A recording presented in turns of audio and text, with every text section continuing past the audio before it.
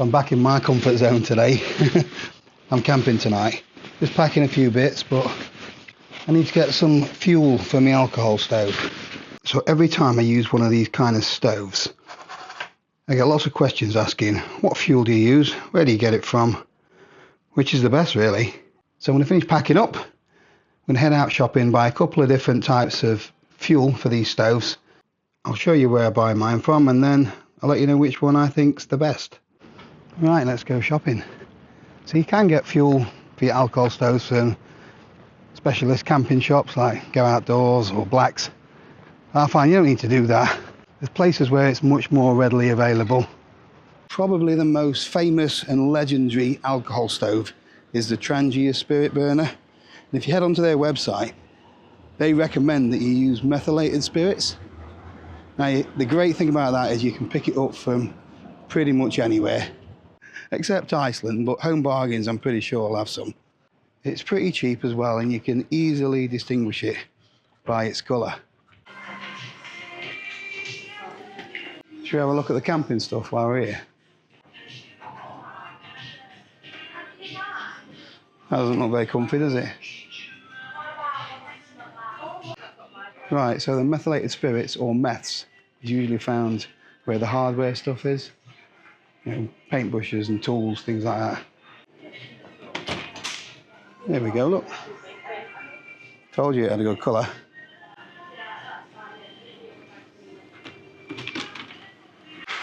£2.29 for half a litre. Don't mistake it for white spirits. That won't work. There's usually a couple of decent options for stove fuel here.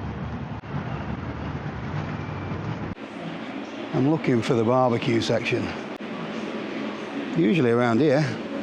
Sometimes they've got it outside. It's better. So there's a couple of different options here. They've got Fire Dragon Firelighter Gel, which I wouldn't use in something like a Trangia because it leaves sticky residue around. They've got the brick versions. I've got some of those back at the office, so I'll show you those.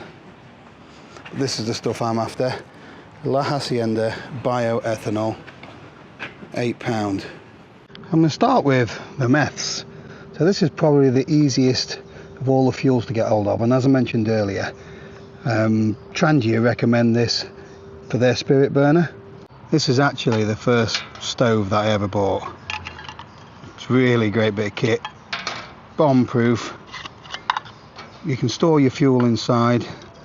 There's a little rubber O-ring in there that you have to occasionally replace or look after. It's literally just a case of filling it up, not quite to the top.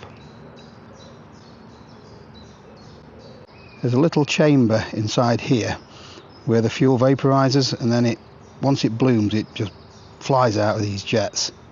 You can, if you want to, just light the stove like that, but it is much easier, safer if you get a twig, dip it into the fuel, light the twig, and then dip that in to light the actual stove itself. So one thing you do have to be careful of is this fuel, you can barely see it. So it's lit. You may just be able to see a faint flame there, but in about a minute the jets will start to burn the vaporized fuel, which might make things easier to see. Although methylated spirits works really well with alcohol stoves, it does tend to smell a little bit, and it leaves a little bit more soot on the bottom of your pots. The bioethanol burns a lot cleaner, and you do need to use this kind of stove with a pot support, because if you put the pot directly on top, it just snuffs the flame out. Something like this is an X-boil, just as an example, but it just means that the pot is raised off the stove burner a little bit. You can see that's blooming now. The flames, I'm not going to say ferocious, but it's much more pronounced. And then you would put your pot on top. I haven't brought any water with me, so I'm not just going to leave a dry pot on there. The Trangia comes with a simmer ring and a stove snuffer, so you can just put that on there and that will just snuff the flame out. And then once that's cooled down, you can screw the lid back on and you've got some more fuel saved for the next time. So before I move on to the bioethanol, I store my fuel in a couple of different receptacles. I've got an official Trangia bottle, as well as a couple of these things. These are small Nalgene bottles, so it depends on how much fuel I'm going to be using. If I'm only going overnight, I don't need to take this amount of fuel. That will probably do me for a brew, my food, and then a brew again in the morning. Yeah, just pour it in. Be careful not to cover yourself in it, especially when you're going to be lighting stuff in a minute.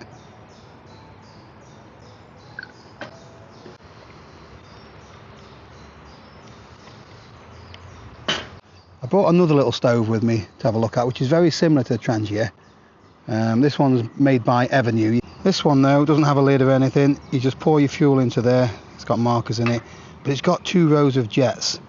What that means is that you can actually, once the stove has bloomed, put your pot on top, and then these jets here will actually heat your pot and boil your water. You need to be really careful when it comes to choosing your fuel. There's a number of different highly flammable liquids, ranging from hand sanitizing gel all the way up to petrol that goes in your car.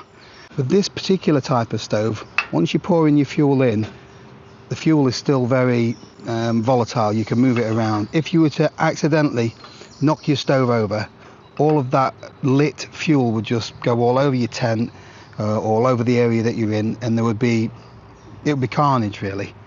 That is why I actually prefer to use this kind of stove.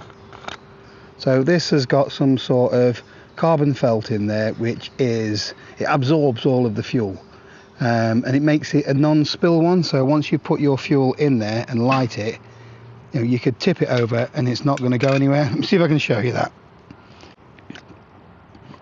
Right, so that is, yeah, that's lit now. Now, I don't really want to knock it over, but I can knock it over if I wanted to. And there's just no fuel going to spill.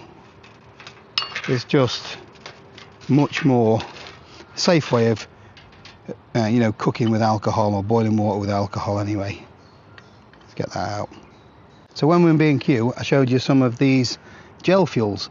So that is still an alcohol, but it is an alcohol gel, and it remains more solid.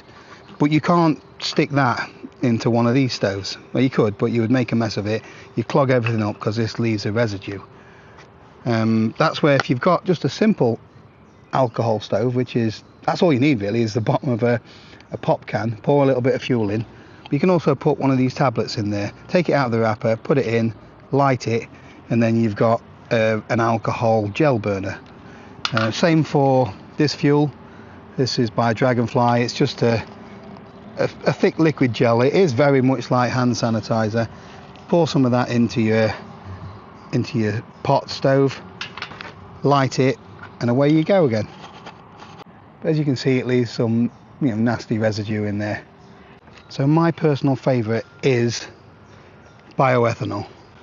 It seems to burn the cleanest, it lights easily, I don't get any sort of residues, I don't get any soot on the bottom of my pot, whereas I'm using methylated spirits, I do get some soot on there. However, you can water this down a little bit, probably add around 10% water, and then that does reduce the amount of soot that you get on your pots.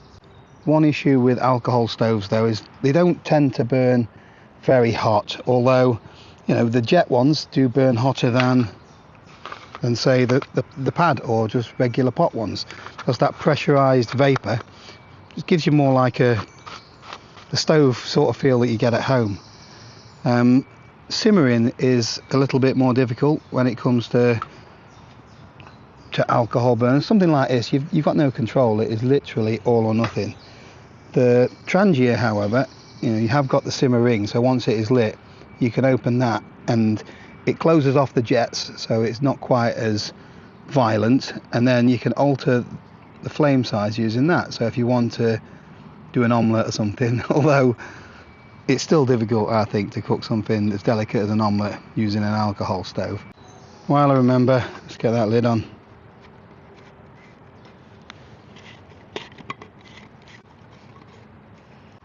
And then the simmering just clips on top. So I've actually just spilt a little bit of the fuel on my hands there. So it is extremely important to make sure that that is all dried off, wiped off, before you start lighting up any lighters. Otherwise, you're going to have hands like Freddy Krueger. I really do prefer the bioethanol fuel. It's a decent price. One of these will last me literally ages, and that's £8. Whereas you probably get something just a little bit bigger than that from a Go Outdoors version of it. Meths again, what was that, £2.29? So that is the cheapest one, but it burns a little bit dirtier, it's not quite as efficient, and it leaves your pots looking like that. But if that doesn't bother you and you're quite happy to just scrub your pots up, or water it down a little bit, and you don't mind the smell, then that's fine. Most of the time I just use these little bottles and pour the fuel in like that. Probably about 15 millilitres, 10 millilitres to 15 millilitres, depending on how much water I want to boil. But this is brilliant if you just really want to accurately dose how much you want to put. Well, not accurately, but it's a controlled flow. You're less likely to spill your fuel this way. Go and have a look in your kitchen cupboard at home, see if you've got an old cough medicine bottle that's got one of them little measuring caps on it, and then just put 15 millilitres of the fuel in and see how much water that boils for you. So if it boils 400 millilitres, then you know that that is how much you need to put in each time. Anyway, I've got to get ready to go camping. I just wanted to quickly answer the question, which fuel I use, which is the best. They both do a fine job. That for me is better. I'll let you decide, and I'll see you tomorrow.